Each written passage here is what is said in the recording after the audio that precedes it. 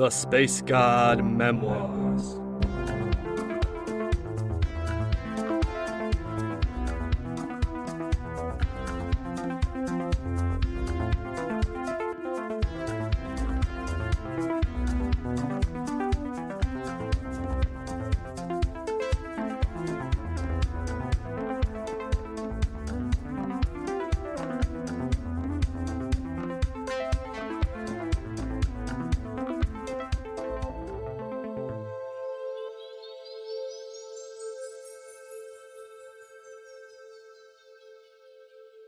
Season 2, Episode 27.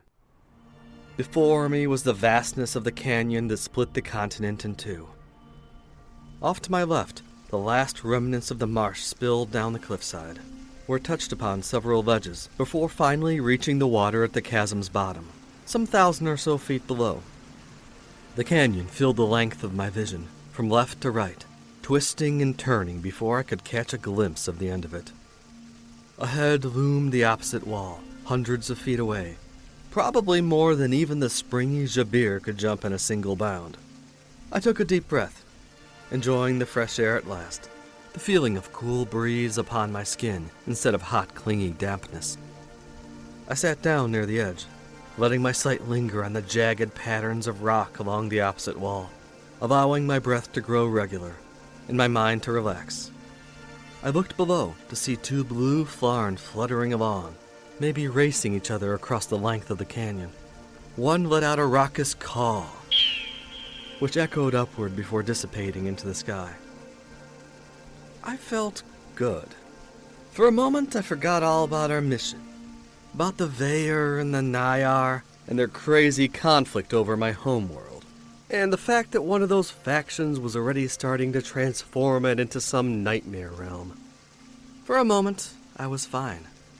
From within my psyche, Rayleigh and Burge were looking at the same scene, and feeling much the way I did. I could almost see them there on that cliffside, holding hands as they looked out over the beauty of this world, their world, from out of my eyes. On my right-hand side, Jabir stood up from out of the cross-legged position he had been sitting in for nearly an hour. The skinny lizard looked my way, a bright grin on his toothy maw. The wound on his side was already gone, melded back into his scaly hide. He looked as healthy as ever, despite the fact that hours ago I had been carrying his limp body on my shoulders. Ah, yes, the grandeur of a rugged landscape, the true beauty of nature. Though I have seen thousands of worlds, the sight of such things yet brings joy to my spirit, said Jabir, turning fully to face me. Yeah, Aruvis can be an ugly place, thanks to all that junk that went down in a retribution. But it could also be beautiful, its torn-up surface carrying a kind of elegance in its ruin, an epic grandeur in just how savage it's become. Ha! Poetic words from a lowly junk scrapper like you. You are growing, Keph. Evolving. Nah, I've always been this awesome, I winked. Just not hiding as much anymore. Awesome or no, that Vaer in the swamps, Parva? You should not have tried to fight that one, said Jabir, shaking his crested head. Come on, Jay, I almost beat her. Plus you were out cold, dying for all I knew. I think your training served me pretty well there. The training is one thing, young initiate, but if you do not have the Atra to back it up, it is irrelevant. These swamps are producing plenty of Atra. I was able to recharge this past night and run out of it in the middle of a fight. Yeah. I shrugged my shoulders. Background Atra, the substance naturally produced by plants, weather, and other chemical reactions, is enough for your day-to-day sustenance. But it will not allow you to perform many advanced feats before it runs out. You did fairly well considering, but keep in mind that most of the Vaer agents in the field have far more Atra streams available than you do, particularly when on one of their worlds. I don't even know what that means. Not really. Atra streams? You are aware, yes, that the Vaer control your world for the very purpose of extracting Atra? I nodded. And thus, their agents have access to that Atra. Sometimes it is easy to forget that it is not in equal abundance everywhere. The strongest sources of Atra come from emotions and beliefs. Parva, whose body is currently being digested, has an entire cult who adores and fears her, and thus feed her a constant stream of Atra. Lord Governor Gurvath is himself regarded as godhead by most of your planet. Due to that, he is, effectively, a god, with vast Atra reserves. The higher echelons of both Vair and Nayar leadership receive streams of Atra from multiple star systems, even entire sectors of the galaxy. You, my initiate, have none of that. Only the meager reserves we gifted you at the Amatherium, and whatever you can scrounge up from the background. So be frugal with it, or next time you will be the one getting eaten at the bottom of a lake. I sighed, but nodded in acknowledgement. Yup, gotcha. Don't waste all my Atra, at least until I get my own cult. That shall come in time, he said. I wasn't sure if he was joking or not. But first things first, we must get to a safe place and meet with the others. They did get away from the crash, I'm pretty sure of that. I was just gonna wait for them there, but that was probably a dumb idea now that I think about it more. Yes, even us smart folk can have dumb ideas at times. I agree, they likely yet live, and I feel the best place to rendezvous is the site of our original mission, on the surface. Zirathra and Demania will know to meet with us there, and it is a site the Vair are not familiar with. That does kind of make sense, and we were on the way there. Location isn't far, less than half a day north and east of here. The coordinates for Muntaki Corp's secret lab were still burned into my mind, even though I had never been there in this lifetime. North and east. Jabir gazed towards the huge canyon that interrupted any northward travel. That one could be a tough jump to make, He ran his slitted eyes up and down the canyon. Possible for me, perhaps, but you may find it quite the challenge, Keph, with your Atra empty system. Yeah, you're probably right, and that's why we're not going to try. I know a way across just east of here. Took that path with my buddy Burge once on a scrap run. After the break, we did indeed head east, along the canyon's side, traveling for something between an hour and 2. Until I saw it, the bridge. It first appeared as a faint gleam of metal that went from one end of the canyon to the other. Then as we got closer, its form became clearer, a dull, steely tube about the thickness of 6 people. The whole thing was hollow, like some huge sewage pipe that ran across the canyon's width, and as we got right up to it I could tell it was a bit wet inside, having probably collected about an inch or 2 of rainwater in its curved bottom. I wondered if this had actually been a bridge back in the day, or if it had been part of something else, some drainage system, or a way to move resources across great distances. Had there even been a canyon to cross here back in the pre-retribution days? That didn't matter. Not to us. I only paused a moment before stepping into the thing, beginning the crossing. It was a bit disconcerting going through it, to be sure, hearing the constant echoes of our footfalls, knowing that all throughout the journey we were about 1,000 feet above ground, but couldn't see it. But I had just jumped from further up in the air, from a falling starship, and lived. This wasn't that bad. Jabir didn't look the least bit disturbed either. Eventually, we saw light on the far end of the bridge tube. The other side of the great chasm was disappointingly similar. It was a tad drier, and in the distance I could see the first hint of the great northern dunes that I had mostly flown over during my trip with the Knights of Ganadria. I could sense that the entrance to Muntaki's hidden lab wasn't all that far off. A few hours' walk northeast would take us there. Dipping my awareness into the monad, I managed to pull up a beacon for the coordinates I knew, and summoned a bright pointy arrow leading the way directly there. After a few hours' march, the scenery began to visibly shift from soft and living earth to more hard-packed ground, a bit drier with less plants. The occasional wind blew down from further north, arid and chilly, coming in bursts. We journeyed through lands that gradually grew less lively, the clusters of trees becoming lone trees, then the lone trees becoming dead trees, until we were marching through a sparse scrubland, populated by sickly yellow grasses and squat gray bushes that might have been alive or dead. Shortly thereafter, we arrived at the spot. Back in Janessa Vree's day, 300 years ago, This site had been a pleasant meadow, brimming with flowery grasses, with a stream running through it. But in this less lively age, it was a wasteland, just like the whole northern half of the continent. A flat land of powdery earth, littered in sinkholes, the remains of a long-dried riverbed appearing as a shallow trench dug across the site. It looked different, but this was the place. My mind's eye beacon appeared to point right into the middle of that riverbed, and the coordinates matched. "This is the spot?" asked Jabir, though I was certain he too had the coordinates now. "Yup. Then this is where we wait." Wait we did.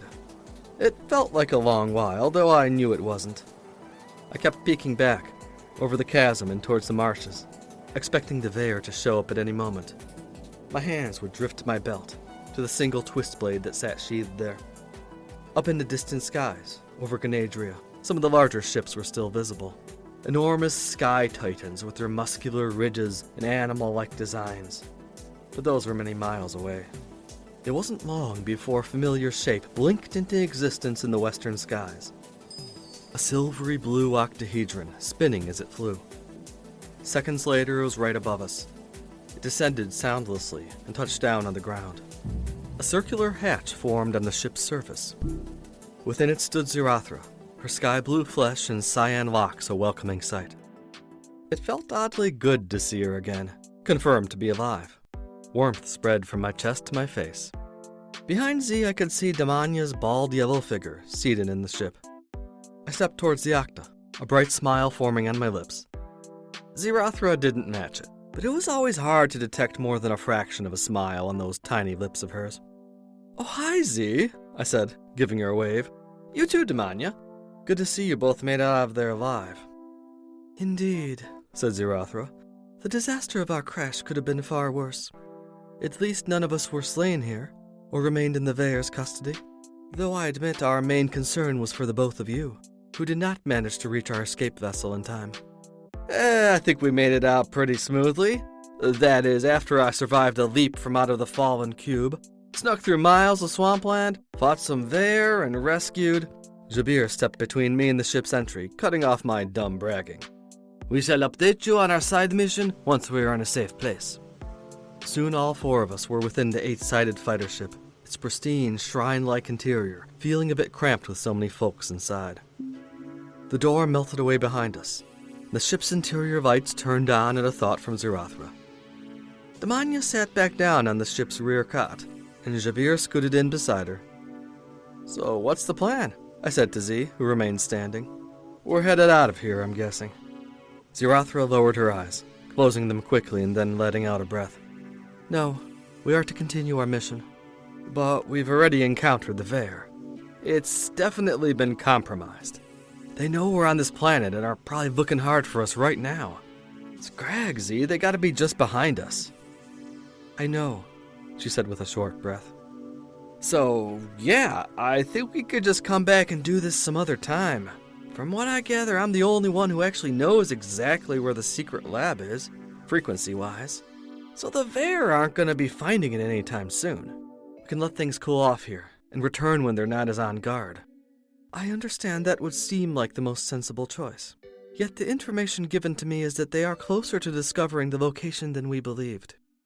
I could tell Zirathra was being careful with her words. Despite her ever-cool demeanor, she was a bad liar. I'd mind-linked enough times with Z to know when she was talking Dugga crap. "And if we returned at a later time, their security would be even higher. We are under strict orders from the Council, relayed by Sevaharthas himself, to complete this mission no matter what, even if we risk discovery." "That sounds crazy. You just gonna go along with them?"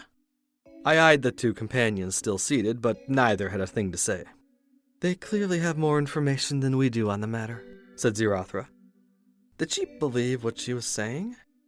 "Fine," I said, though it definitely did not feel fine. "Scrag it! We do this.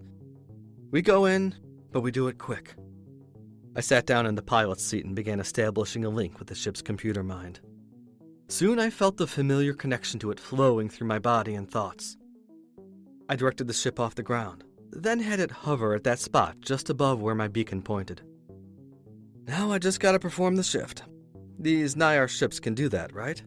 A string of data entered my mind in response to the words. Yes, the Nyar vessels were capable of performing dimensional shifts, to a point. They weren't designed to take you to differentiated frequencies like our old Disa could do. Rather, the Nyar had built their vessels to utilize a kind of vibrational shifting mechanism in order to facilitate faster space travel, allowing them the optimal method of opening wormholes or bridges between space-time that apparently existed all across the universe.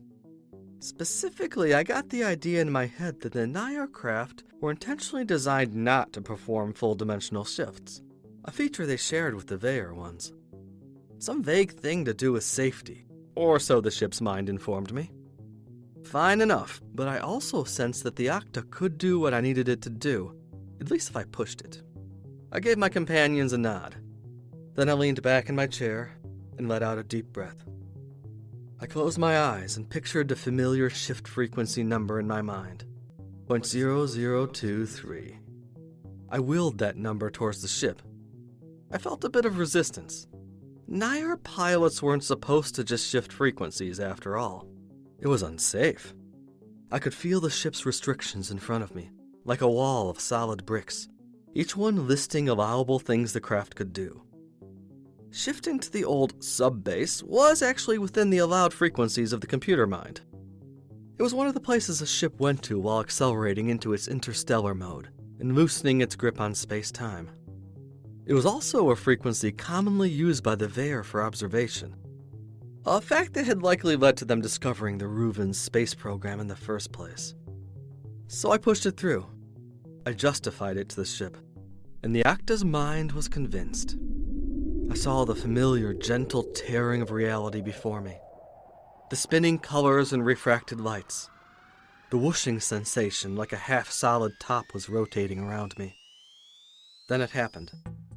I was at subbase, the slightly off-brand look of the colors and textures briefly standing out. The wasteland was back to being a meadow, covered in short yellow grasses, with no stream visible, but a pool of murky brown water off to the side. It felt like I had just traveled back in time, but no, just into a parallel dimension. No big hole going into the ground here, of course. For that, I needed the next shift. 0.0012, I thought at the starship, once more trying to squeeze through the shift command. This time it was even trickier, my mind twisting around a computer code that really didn't want us to go to that place. That frequency was not on the list that standard Nyar vessels went to, after all. But stealth wasn't really an official ship function either. Yet I could achieve it, and so could others. I moved my headspace partially into stealth mode, feeling the familiar sense of smallness, of insignificance. I pushed my commands subtly through the ship's defenses. 0.0012. Shift. All the while keeping small, ignorable, unimportant. The ship's mind let it coast through, its pre-programmed protections ignoring the command as insignificant, yet its central processor accepting it all the same. With a whoosh and a zoom, I shifted again. Finally, I looked down on the battered, crater-covered land of the other reality. The starry skies above partially obscured by reddish haze. The land like some desolate moonscape. My companions all registered slight hints of wonder at the shift, Zarathra's big eyes scanning the skies with curiosity. Below waited the metal-enforced pit that led into the depths of this bleak world. I flew inside carefully, the tunnel easily wide enough to fit our 8-sided fighter craft. I watched the metallic corridors slowly drift past, their sides hoary with ancient rust, the passage of our ship stirring up old dust that must have languished there for centuries. Nevertheless, red lights blinked into life as we moved past, lighting the corridor that led deep into my planet's insides. This place was still being powered after so long? Was Muntaki's engine active? Baseline, I remembered, broadcasting the command to our ship to return to our main frequency, where the lab was located. As before, there was no visible change, but could feel the shift occurring. I continued to coast the vessel forward, the tunnel slowly moving around me, my willpower focused on avoiding the narrow walls. Suddenly I felt a nudge from Zarathra. The sensors show activity above us, on the surface. The Veer are nearing our location. We must be hasty. Of course, I said, kicking the ship into a slightly higher speed with a mental command. Scrag, what was Z thinking? What were the Nyar command thinking? I nearly hit one of the sidewalls, managing to correct my course down the tunnel before an unfortunate collision. Had to keep focus. It didn't matter what dumbness the Nyar were planning. I was already neck-deep in it, and the only way out was through. The last of the metal-enforced tunnels zoomed behind me as I emerged into the greater chamber, artificial yellow lights illuminating the crystals of an immense geode cavity, an unadorned laboratory building sitting in the midst of it all. A chill ran through me as I saw this location, the same one from many lifetimes ago, intact as ever. I rushed forward, only slowing the Octa so I could land on the metal platform below. "We're here, folks," I said, landing the ship and quickly disconnecting from it. "Let's get a move on and get it done." "Indeed," stated Zarathra, standing to her feet. A door appeared on the ship's hull, revealing the dimly lit cavern beyond. I stepped through onto the metal landing pad, the now ancient Muntaki Labs building ahead of me. Accompanying my trepidation over being here, with the Veer just behind us, was a curiosity, a wonder at just what I would find within.